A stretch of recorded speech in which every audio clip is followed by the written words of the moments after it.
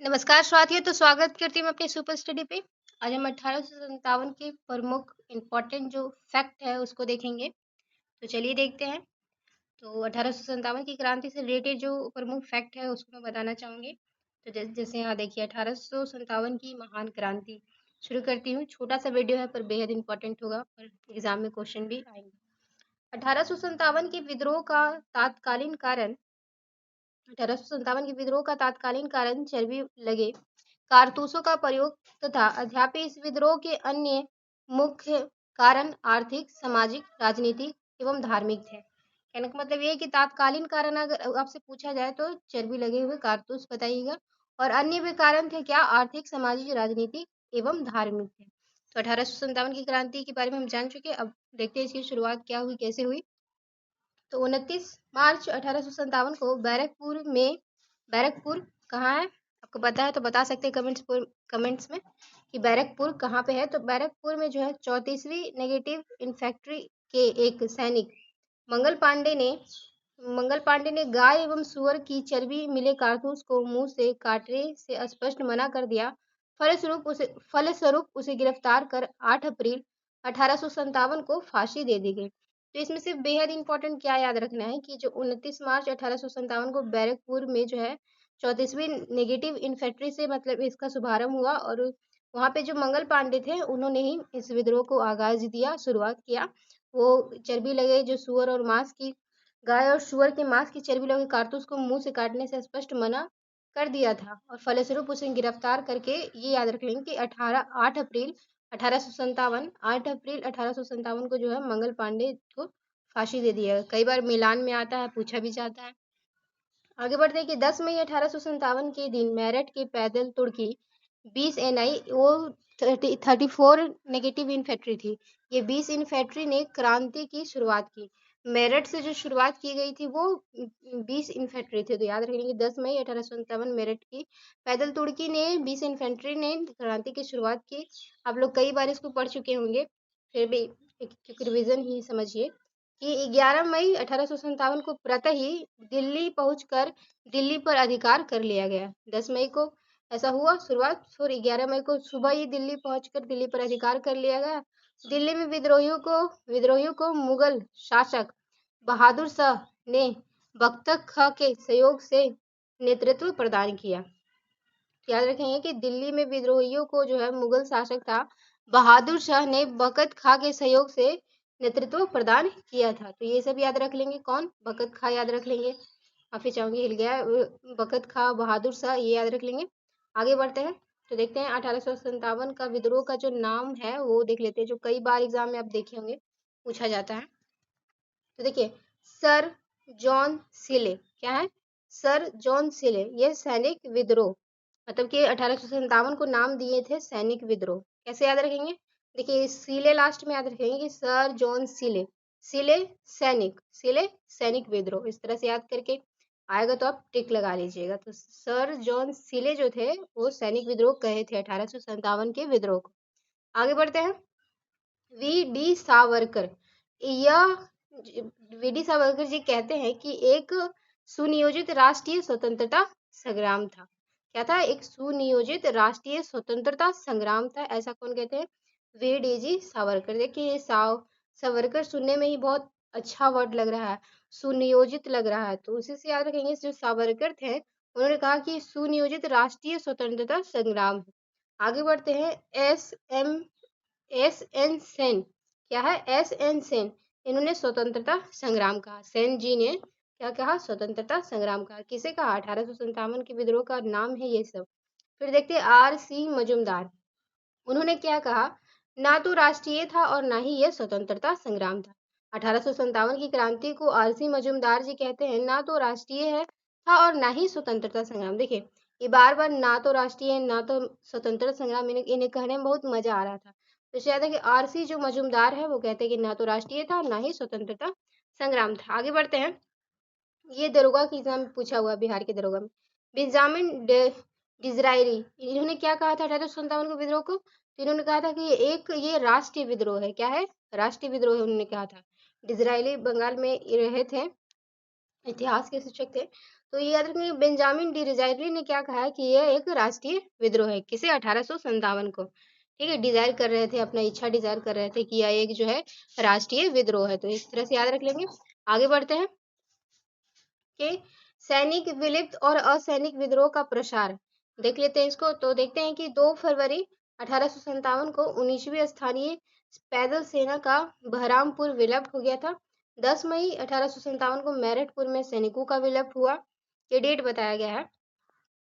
फिर 10 से 30 मई के बीच में दिल्ली, फिरोजपुर, मुंबई, अलीगढ़, इटावा, बुलंदशहर, नसीराबाद, बरेली, मुरादाबाद आदि उत्तर प्रदेश के नगरों में विद्रोह का आरंभ हुआ। मुगल सम्राट को भारत का सम्राट घोषित कर दिया गया उस समय में। याद रख लीजिए उस समय में। तो जैसा कि हम देख रहे थे कि उस समय जो है आरंभ हुआ और मुगल सम्राट को जो है भारत का सम्राट घोषित कर दिया गया। 1857 के विद्रोह के समय ये भी हुआ। फिर देखते हैं जून जब 1857 आता है तो ग्वालियर, भरतपुर, झांसी, इलाहाबाद, सुल्तानपुर, लखनऊ आदि विलुप्त हो गए। राजपूताना, मध्य भारत और बंगाल के कुछ भागों में भी असैनिक विद्रोह हुआ। ये सब याद रखेंगे, ये सब भागों में भी सैनिक विद्रोह हुआ है। फिर जुलाई आता है तो जुलाई में देखते हैं कि सागर, महू, सियालकोट, पंजाब के कुछ हिस्सों में भी ये विलुप्त हुआ था। फिर आगे बढ़ते हैं अगस्त के टाइम में। अगस्त 1857 सागर तथा नर्मदा घाटी में भी असैनिक विद्रोह हुआ था। फिर सितंबर आता है तो दिल्ली पर अंग्रेजों का अधिकार और मध्य भारत में विद्रोह हुआ। अक्टूबर में कोटा राज्य में विद्रोह हुआ। दिसंबर में सर कॉलिन कैम्पबेल द्वारा कानपुर को जीतना और तात्या टोपे को भगाना, ये दिसंबर 1857 में हुआ। मार्च आता है, जब मार्च 1858 आता है तो लखनऊ पर अंग्रेजों का अधिकार हो जाता है। फिर अप्रैल जब 1858 आता है तो अंग्रेजों का झांसी पर अधिकार और बिहार में जगदीशपुर के जो है कुंवर सिंह द्वारा विद्रोह किया गया। कब? तो अप्रैल 1858, याद रख लेंगे।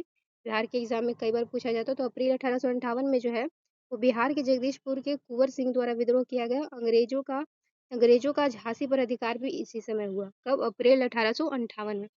मई 1858 में आते तो बरेली, जगदीशपुर, कल्पी अंग्रेजों का अधिकार, रुहेलखंड भारतीय विद्रोहियों का छापामार आक्रमण हो गया। अब आगे बढ़ते हैं कि जुलाई से दिसंबर आते आते 1858 में संपूर्ण भारत में अंग्रेजी सत्ता पुनः स्थापित होना शुरू हो गया।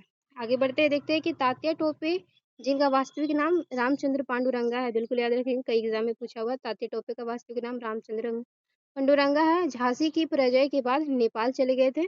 कौन? तो तात्या टोपे, याद रख लेंगे। फिर देखते हैं कि तात्या टोपे एक जमींदार के मित्र के विश्वासघात के कारण पकड़े गए। एक जमींदार ने उनके साथ विश्वासघात किया, इस कारण पकड़े गए, जिनको जो है 18 अप्रैल 1859 को फांसी दे दी गई। तो तात्या टोपे को कब फांसी दी गई? 18 अप्रैल 1859 को फांसी दे दी गई।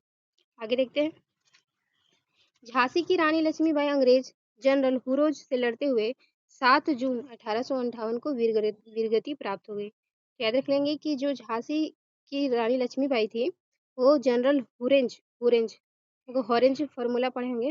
जैसे जनरल हॉरेंज जो है वो मतलब कि झांसी की रानी को लड़ते हुए 17 जून को 1857 को उनको वीर गति प्राप्त होगी। देखिए ये सारे जो इम्पोर्टेंट पॉइंट ही दिए हैं जो एग्जाम में पूछे जाते हैं क्वेश्चन बना के। मेरा ये ऐसा ही है कि मतलब पॉइंट बना के पूछा हुआ सारा है। तो मैंने जितना भी 1857 से 20 विद्रोह से रिलेटेड था बता दिया। एक और चीज़ बता देना चाहती हूँ जो एग्जाम में बार बार आते हैं, देख लेते हैं, पढ़ ही लेते हैं। जैसे कि ये सारे जो दिए हुए हैं, जैसे कि कोल विद्रोह, कई बार एग्जाम में क्वेश्चन रहते हैं। कोल विद्रोह कब हुआ? तो 1831-32 में हुआ, छोटा नागपुर क्षेत्र में हुआ और विद्यनारायण मानकी ने किया। किसने किया? विद्यनारायण मानकी ने किया कोल विद्रोह, याद रखेंगे। फिर आगे बढ़ते हैं, कई बार क्वेश्चन देखा है इसलिए बता रही हूँ। फराजी विद्रोह देखेंगे तो फराजी विद्रोह याद रखेंगे, दद्दू मियाँ और सरियतुल्ला का पुत्र ने ये किया था। यह बंगाल में हुआ था। फराजी विद्रोह कब हुआ? तो 1838 से लेकर 57 के बीच पे। मिलान में भी कई बार आता है तो इसमें मिलाना पड़ता है, तो इसीलिए बता रही हूँ कि फिरोजी विद्रोह कब हुआ, कहाँ हुआ? बंगाल में हुआ और दद्दू मियाँ के द्वारा किया गया 1838 से 57 के बीच में। आगे बढ़ती हूँ, संथाल विद्रोह। संथाल विद्रोह का हुआ 1855-56 सिंधु कानू और बिहार झारखंड में हुआ संथाल विद्रोह। कुका विद्रोह देखेंगे, प्रथम कुका विद्रोह 1860 से 70 के बीच में भगवत ज्वारनमल और राम सिंह कुका ने पंजाब में किया। कई बार क्वेश्चन रहता है इससे। फिर देखते हैं कि नई नई नाई धोबी बंद आंदोलन 1919 में हुआ, बाबा रामचंद्र ने किया और प्रतापगढ़ में किया। आगे बढ़ते हैं, ताना भगत आंदोलन कब हुआ? तो 1920 में हुआ, जतरा भगत और बलराम भगत ने किया, छोटा नागपुर जो कि झारखंड का क्षेत्र है, वहाँ पे किया गया। रंपा विद्रोह देखेंगे, रंपा विद्रोह जो कि 1922 से 24 में है, अलमरी सीताराम राजू ने किया और आंध्र प्रदेश में। रंपा आंध्र प्रदेश बिल्कुल याद रखेंगे, कई बार मैंने देखा है क्वेश्चन। फिर आते थे नौसेना विद्रोह जो कि 1946 में हुआ और मुंबई में हुआ। आगे बढ़ते हैं, जो इम्पोर्टेंट है उसको करते ही जाते हैं ना, क्या दिक्कत है, पढ़ लेंगे तो अच्छा ही रहेगा। ब्रह्म समाज की संस्थापक कौन थे, तो राजा राम मोहन राय थे और 1828 में ब्रह्म समाज की स्थापना की गई। कब की गई, 1828 में की गई ब्रह्म समाज की स्थापना। आगे देखते हैं, आदि ब्रह्म समाज के संस्थापक कौन थे, तो आदि जो ब्रह्म समाज के संस्थापक थे वे देवेंद्र नाथ टैगोर थे और 1865 में किए थे। आदि ब्रह्म समाज देवेंद्र नाथ टैगोर। 1865 इतना भी इम्पोर्टेंट नहीं है, पर ये इम्पोर्टेंट है कि आदि ब्रह्म समाज जो है देवेंद्र नाथ टैगोर के द्वारा कोलकाता में किया गया। और ब्रह्म समाज जो है राजा राम मोहन रॉय कलकत्ता में किए, पर इनका 1828 याद रखना जरूरी रहता है क्योंकि पूछा जाता है। फिर देखिए क्या बोला कि साधारण ब्रह्म समाज, आनंद मोहन बोस ने 1878 में इसको किया। आगे बढ़ते हैं, प्रार्थना समाज। तो प्रार्थना समाज के जो थे वो ये ज़्यादा पूछा जाता, आत्माराम पांडुरंगा, कई बार पूछा हुआ विवेशी के एग्जाम में, या कोई भी आप एग्जाम दीजिए तो रहेगा ही। महादेव गोविंद रानडे, महा आत्माराम पांडुरंगा जो है वो प्रार्थना समाज के संस्थापक थे। कौन थे, प्रार्थना समाज के संस्थापक आत्माराम पांडुरंगा। ठीक है, 1867 में हुआ, 66-67 में हुआ। आगे बढ़ते हैं, आर्य समाज। आर्य समाज तो कई बार आप पढ़ चुके होंगे। आर्य समाज के संस्थापक कौन थे, तो स्वामी दयानंद सरस्वती। कब किया, 1875 में। 1875 में किए आर्य समाज की स्थापना, किसने, दयाराम सरस्वती ने। दयाराम सरस्वती ने, सॉरी, स्वामी दयानंद सरस्वती ने, स्वामी दयानंद सरस्वती ने।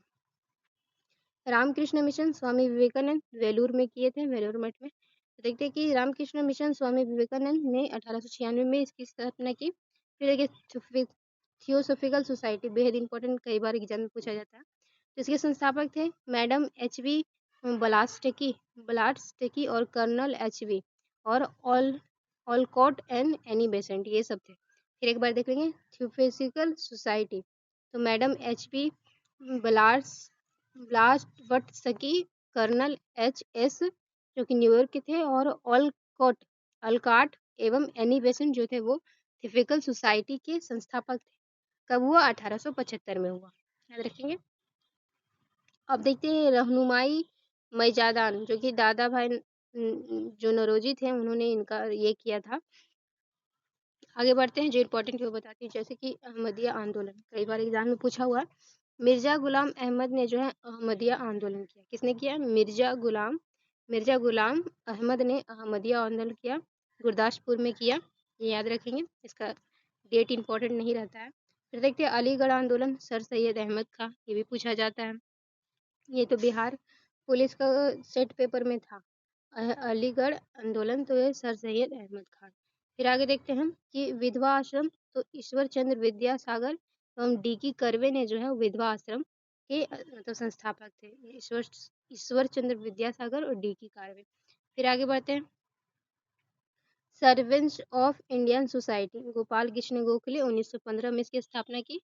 लेकिन servant of India society Gopal Krishna Gokhale, जो कि महात्मा गांधी के राजनीतिक गुरु थे, और कब की, तो 1915 में की। आगे बढ़ते हैं, देखते हैं social service link, Shri Narayan Rao और मल्हार जोशी ने की। सत्य शोधक समाज, बेहद इंपॉर्टेंट, ज्योतिषवा फुले महाराष्ट्र से। सत्य शोधक समाज कौन, ज्योतिषवा फुले महाराष्ट्र से इसकी संस्थापक थी, सत्य शोधक समाज की ज्योतिषवा फुले। फिर आगे बढ़ते हैं, यंग बंग आंदोलन, हेनरी विवियन डेरेजो जो कि कोलकाता के थे, हेनरी विवियन डेरेजो, उन्होंने यंग बंगाल आंदोलन किया 19वीं सदी में किया। तो ये जो इम्पोर्टेंट फैक्ट थे जो बार बार एग्जाम में आते हैं मैंने बता दिया है। अच्छा लगे तो सेशन को लाइक कर दीजिएगा। ठीक है, थैंक यू साथियों।